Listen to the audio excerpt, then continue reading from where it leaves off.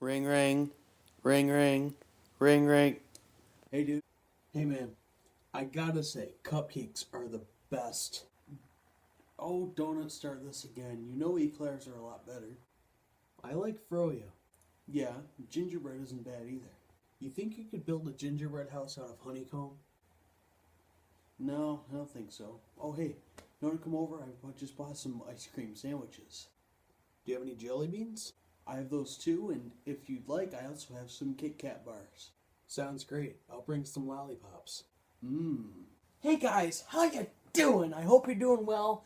I'm doing well, and that was probably the dorkiest intro scene I've ever done in my entire life. But I have to admit, I did have fun with it. And if you didn't quite understand it, it was naming every version of Android that we've had up to this point. And every version of Android has a dessert name to it. And I skipped A and B because they were alpha and beta. They had dessert names. They were Astro and Bender, but nobody knows what those are. They're not very well known, and it was pre-release versions of Android, alpha and beta. Cupcake was the first one that to be released. It was Android 1.5 Cupcake. Now, the reason that it went from things like 4.1 to 4.4 is because not every new number was given a new dessert name. That's the same reason it went from 3.0 to 4.0. They had several releases of Honeycomb, 3.1 and 3.2, and of course other sub-updates were named Honeycomb. Android 4.1, 2, and 3, for example, were Jelly Bean, and it wasn't until 4.4 that it was changed to Kit Kat.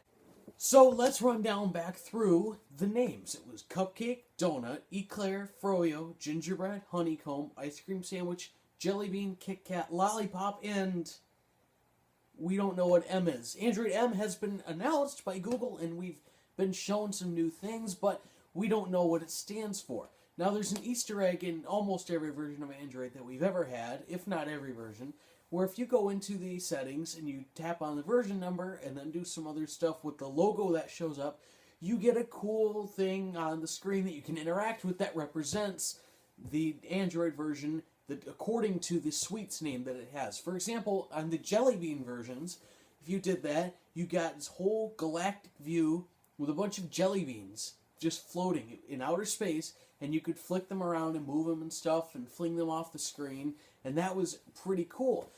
In Lollipop, there's a mock-up of Flappy Bird that's using lollipops instead of pipes.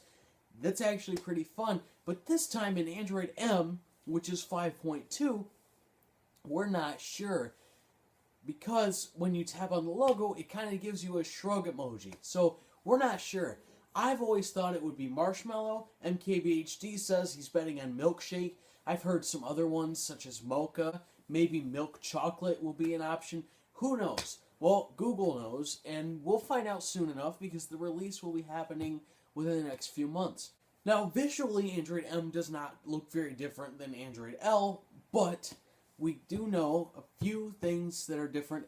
Android M is mostly just a bunch of tweaks. It's got some new tricks up its sleeve. It's got a few things that are a bit different, and we're going to talk about some of those right now. The volume functions differently now. So if you use the volume buttons on your phone, you can now turn it all the way down to go to vibrate, and down again to go in complete, like, do not disturb, no sound at all. And if you're hitting the button, you can now hit a down arrow on the pop-up that shows the volume, which is non-intrusive, unlike Apple. Then you can hit it and you get more volume options. So that's where you can control your media volume, your alarm volume, your notification volume, and stuff like that, completely independent of the regular volume. So that's a nice feature, and Android skins have incorporated this in the past. So I'm glad stock Android has finally done this on their own. Another cool thing, and this can only be accessed through the developer options, so you have to do a few funky things to get to this, but if you can, it's pretty cool. You can change which setting toggles are in the quick settings of the pull-down bar at the top. So above the notifications are the quick settings, and you can now change which ones are there and in what order they're in and all that stuff. And there's also a do not disturb toggle in there too, which is really cool. There's also selective app permissions. That's not what they really call it, but let's say you don't want Facebook to be able to access your microphone. You can go into the settings and turn off that specific toggle for that specific app. So it's really cool. You can really just narrow in on what you want to be able to access what. And it's going to be great for security. Somebody doesn't want Facebook to be able to listen on them, because that's probably what they're doing anyway. They're probably listening to me making this video right now. Probably listening to me record it. And they're sitting there going, wow, what a dork. Why is he yelling so much? Well, you know why I'm yelling? Because you're invading my privacy. Privacy.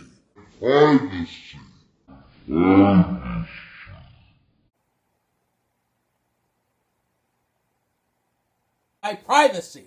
So you can go in and change those things. Now, another visual tweak is the app drawer. Now, I dislike this.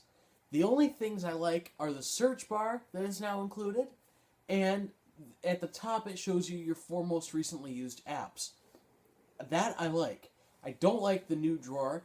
I don't have a problem with it being vertically scrolling, but I don't like how it's grouped. So now there's fewer icons you can see on the screen at once, because there's big block letters on the left to show you where in the alphabet you are.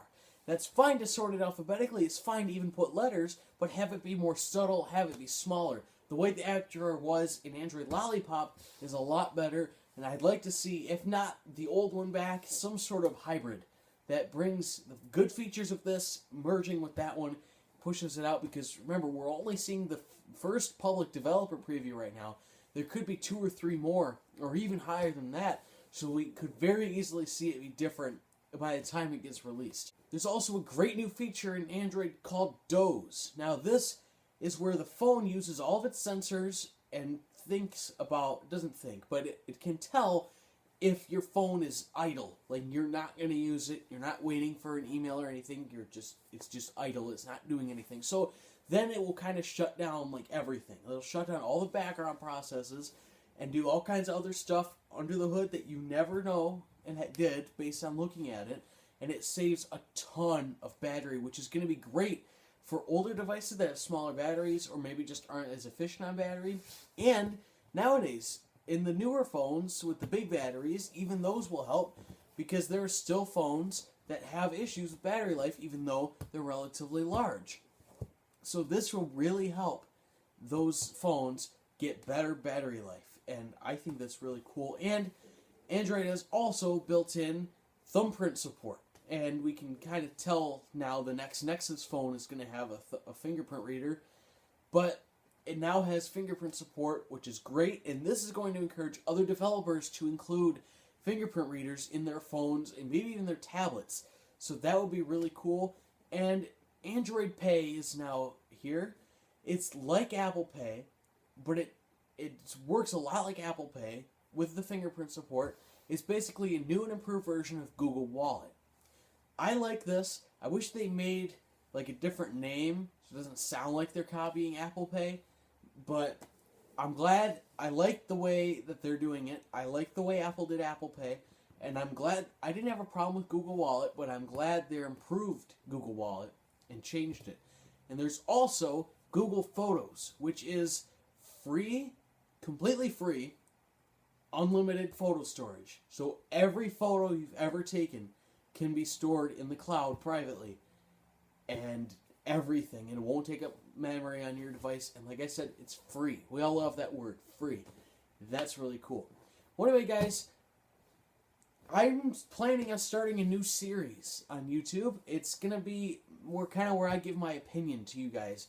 I'm not sure how often I'll do it. Depends on how many suggestions I get, but I need your guys' help. If you have something you want to hear my opinion on, if you want me to rant about it or something, leave a comment down below. If I can talk about it, if it's long, if I can make a video about it, I will certainly do that. Maybe I'll get some smaller ideas and make a video about them. I'm not sure what I'll do, but if you have anything, just leave it in the comments and I'll consider it. And also, don't forget to subscribe and check out my second channel for daily vlogs. And other than that, thank you guys so much for watching. Let me know what you think Android M is going to stand for, and I will see you on Saturday with a brand new video. Peace.